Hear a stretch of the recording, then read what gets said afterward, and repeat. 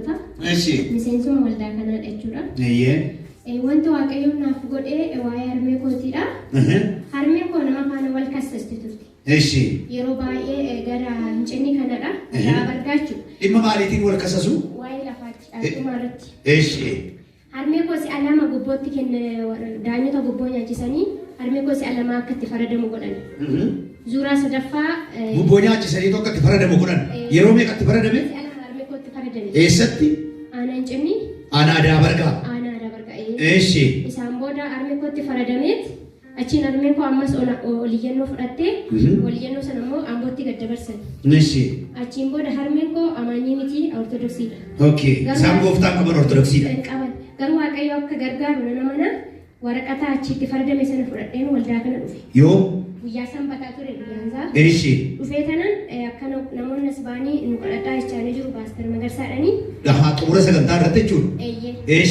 Ani waraqaticha fideen isaaniitiin na laadhimaa inni jennaan harmee koo namni kaasisaa jiru malaammaltummaadhaan si'a lama itti faradameera. Amma zuuraa sadaffaa hambootti darbeera. Isa kana gidduu waaqayyo kanaa galuun barbaadaan ittiin jedhe. Isaanis waraqata koo kana qabaniit waaqayyo gidduu galaa harmeen kee wilqiin baatuu naan jedhan. Amaneen fudhadhe. Bakka harmee koo ta'een amaneen fudhadhe malee harmeen koo azaabidha. Isaan booda waraqaticha koo fudheen galee waaqayyo. Beerka keessan olkaasaa gidduutti waan haasa'a. Waaqayyo tu waan itti baay'atu isheen si absoftu innati dhimma haadha kee dhimma abbaa kee dhimma obboleessa kee obboleettii kee firoota kee fuutee dhufte sun sa'aatii kanaa kaasee furmaanni ta'eera. Kana booddee namni dhugaa ba'u siidhamee jiraata. Egaa furmaanni ta'eera jedhame. Ameen. Shoo galata fidaa gooftaadhaaf dabalaati. Isaan booda maaltu ta'e nutti himi? Isa booda anis amaneetuman gaanii torban isaa hojje dureetti Amboo beellama ture harmeen koon deemtee beellama sanarratti sa'aatii 3 walakkaa ture numan eega ture amma harmeen koo abdiin qaba akka harmee kooti faradamu nan bilbilaa hoggaan bilbilishii cufamaadha. Ayi amma sagantaarra jirti dheetuma zim jedhee sa'aatii 4 naannoo hoggaa ta'u hoggaan bilbiluu harmeen koo naa faradameera naa gammadinaan jedhe. Galata gubboo guddaa waaqayyoodha. Kan yeroo lama namni gubboodhaan irratti farachiise sadaffaa waaqayyoo asitti harkarra keenya kissii sana irratti kadhannee torbee isaatti waaqayyo bilisa isaan baase. Dabalaa galateeffadhaa waaqayyo. Ergasii harmee kootiif faradamee warri dura gobboodhaan harmee koorratti farachiisan isaan keessaa wilqii baanii harmee koo faradamee amma aanan adda qoodee fiira lafa sana harmeen koo fudhatteetti namni dura gobboo nyaachise har'a wilqii keessaa baheera. Kanaaf sabni waaqayyoon galateeffadhaa. Galateeffadhaa miidhaginaati. Baga waaqayyo si gargaare baga siin isaan dhageessin qaadessini har'a immoo akka isaan gara gooftaa dhufan kadhannaa erga waaqayyo isaan gargaare isaanii dhufuu qabu miti. Kabraa waan dubbattu qabda. Kan biraa immoo bishaan irratti kadhatanii nasii fudhadhee gale. Tarii namoonni baay'een bishaan kana bishaanuma suuqirraa bitamu fakkaachuu danda'a. Garuu bishaan kun humna qaba. Humna isaan immoo namni bitatu suni amantii yoo bitate bishaan kun humna guddaa qabu amanuu qabaattu sabni. Bishaan isii kana amantiidhaan bitadhee galee manaan qaba. Guyyaa tokko halkan hantuunni garmalee mana jeeqa ture. Sagalee guddaa dhageessa korniisii fi qorqorroo giddu galee. Hantuuti? Narra feenaan hirriibni koo na jeeqan. Achiin booda. Hirriiba jaallattaa?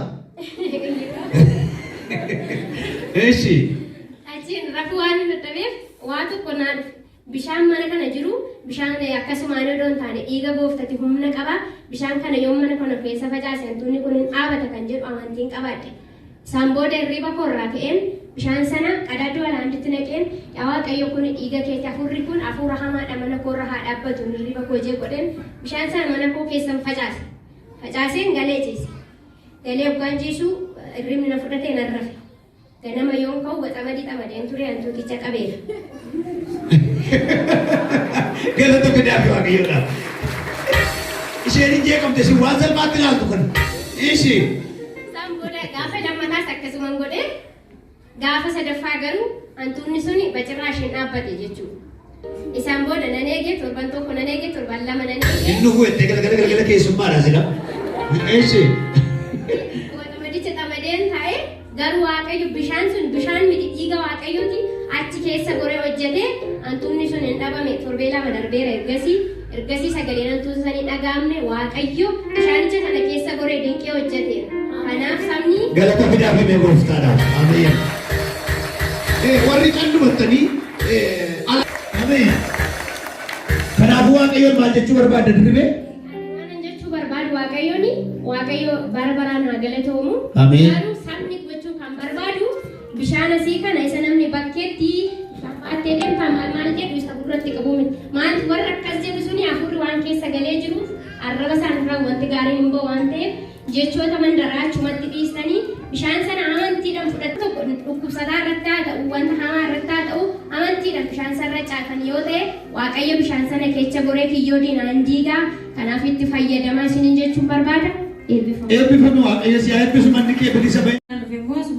Magaalaa Walotaarraa waan waaqayyo sii godhee abaatti nutti himi.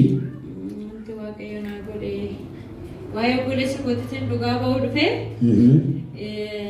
obboleessa kootii yaana miti kan kadhachiiseef ofuma isaatti bilbila lawwii goone obboleessa koo magarsaatu kadhatee fi wanti isinitti himaa jiru yoo jiraate waan xiqqaa miti.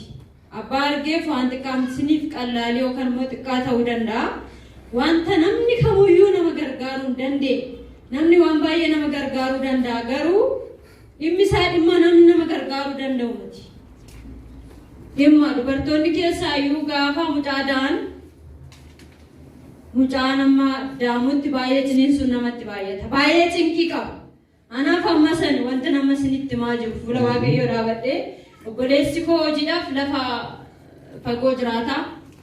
Lafa inni jiru sanitti xinnoo ishii wanni isatti ulfaate sammuu isaatii ol ta'e baay'eetti ulfaate ture. Nama naa kadhatu hin dhabee jedhee bilbila natti himnaan anis immoo bilbila obboleessa kootii akka argatu namatti bilbileef ture. Argatee daqiiqaa tokko lama ol yoo ta'e kana ol waan kadhateef natti fakkaanne garuu argamni waaqayyoo lafa sanitti argamee daqiiqaa tokkos haa ta'u lamas haa ta'u karaa obboleessa kootii waaqayyo du'a oolcheera. Mee galateeffadhaa waaqayyoon. Akka keessa walitti kuusaa dhaabbataa mee maaltu ta'e taateen kuni? Akkuma xiqqaatutti dura keessa naabadde amma yeroo isinitti haasa'u kana xiqqaa fakkaata. Garuu otoo waaqayyo gidduu galee otoo waaqayyo dhimma sana hambisuu baatee isin gidduu dhaabadheen waaqayyoon galateeffachaa jira. Odoo argamuu waaqayyoo ta'e odoo gargaarsa waaqayyoo ta'uu baate anaafis guyyaan kun wayyoo ture. Garuu waaqayyo hoosheera. Dabalaati waaqa sana nama oolchu kanaaf galata fedhanii. Sababni isaatu iddoo kan nama oolchu waaqayyo bichaadha. Lafa namni nama gargaaruu hin dandeenyetti kan nama gargaaru waaqayyo duwwaadha. Waaqayyo akkana naan jedhe obboleessi koo kaleessa naa bilbilee lafa jirtu sanaa shiiftii goota lafa tokkotti du'a miliqxeera naan jedhe naa kadhate magarsaan jedhe. Dhuguma hiriyoonni isaa isa biraa namni sadi lubbuu isaanii darbeera. Waaqayyo garuu du'a oolcheera obboleessa koo akkuma jedhan liqqaa godhee lafa sanii gara biraan. Namni sadii biraa lubbuudhaan darbee shiifti gootatti jedhe jala dabarseera waaqayyo. Harka keessa walitti buusa.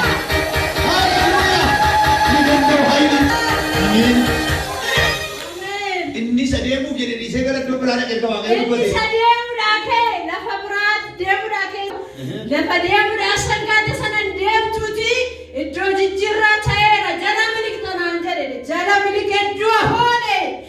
Ameen. Dhugaan isin jedha obboleessi kun kaleessa ganamallee bariinaa bilbilee wajjin galate. Waaqayyo akkasittiin jedhe na yaadadha. Kadhatanii qalamaa kadhadheef akkas jedheen waaqayyo. Du'a fuula kee dura jiru jira. Garuu jedhe waaqayyo siin iddoo kee jijjiireera jala miliqxeetta namoonni miidhaman jiru ati garuu jalaa baateettatti. Ameen. Achi lafanni ture sanarraa gara kiiloomeetira 50 kan ta'utti isa erganii warra kaa iddoo biraatti erganii wadiyaa'u deeqaa 30 gidduutti nachi deeme namni sadii du'e warra kaan miidhama guddaa miidhamanii waaqayyo obboleessa keenya jala dabarseera.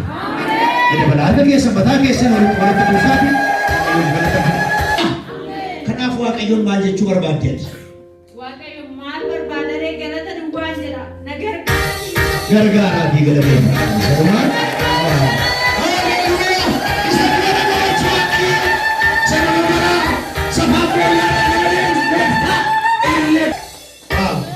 Baga waaqayyo si gargaare baga mana kee gadi hin galini Baga maatiin kee illee gaddan taa'in baga rabaa tagaddaa nyaatiin nagaan naqe.